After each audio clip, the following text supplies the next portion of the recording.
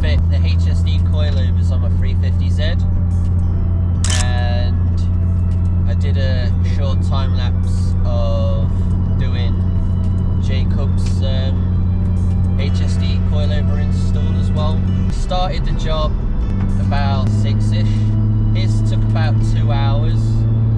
On the time lapse you can see it was just doing the rear end. We took out the old Pro Sport, I think, or something like that. Cheap £200 coilovers out of his rear, and then fitted in the HSD MonoPros for the Fiesta ST, and then we also bolt up the cross brace, which goes from the roll cage between both of the strut towers in the rear. I'll put a link into the description of his install video as well. For my car, I was frustrated and annoyed and every other word under the sun with my cars, and I was more bothered about getting the job done than getting content, because we started at 10:30 and we didn't finish until about 4:30. I didn't get home till 5:30, 6. So the front was a ball ache. We struggled with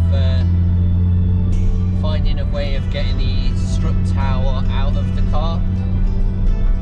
So we tried doing the upper camber arm wishbone thing. That was a struggle, we couldn't do that. And then someone suggested taking off the lower control arm. Couldn't do that either because of access and rusty bolts. And then eventually we got round to taking the ball joint off the front camber arm, so you could lift the arm out of the way and then pull out the shock. So that's the rear.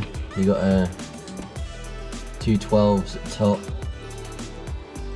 and then collar. 2 17s there.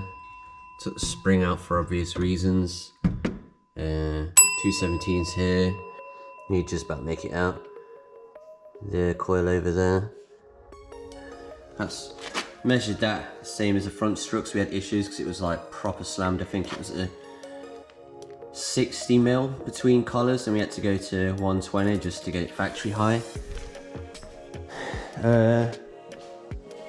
When we took the under tray off to get more access, found out that my AC belt chewed itself. They're the remnants of the AC belt, so no AC, but it's winter, so don't really need that anymore.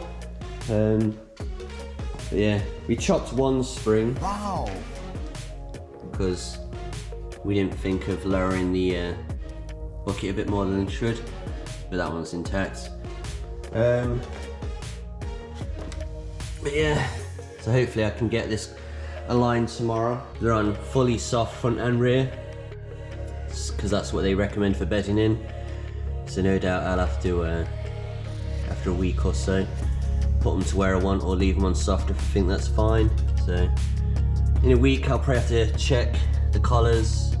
I'm going to replace the spring bucket with the toe arm, and for the front I'm going to get, there's like a wishbone at the top, and I'm going to put a adjustable camber arms for the front, so everything's adjustable. Can I get a fire? That's Daddy. His car was so much easier to work on than mine, let's just say. We thought that took a while, but his was a breeze in the park compared to this one. But yeah, like I said, there's the standards and the chewed up belt. So I'll probably see you tomorrow after alignment, I guess, if I can get in anywhere. And then I don't know if you're going to try and get aligned tomorrow. Yeah, mainly because with mine, like obviously the toes was way out on mine, so as you're driving down the road, it's like the car's just trying to pull you in every single direction. And even just then, like driving out here, doing what, like 5 miles per hour, I could just feel that the car was just pulling all over the place. So it just completely couldn't be alright. But yeah. Yes. So yeah, we're both knackered because it's like 4:30 in it or whatever. What is it? 4:20. 4:20. Blaze it. It's the right time and everything. But yeah, ball lake to say the least. It'd be like, oh, it's only a 4-hour job. If there's any Americans watching this, you've got it lush, rust galore, because it's been on the road for 16 years with salt and rain. Yeah, boy. It's been a while since that install video, but I got the alignment done. Wasn't too bad, to be honest, seeing how much pulling and tugging we did on the front. So it didn't feel nowhere near as dangerous as it did when I did the rear camber arm. In the video clip where you see is in the unit,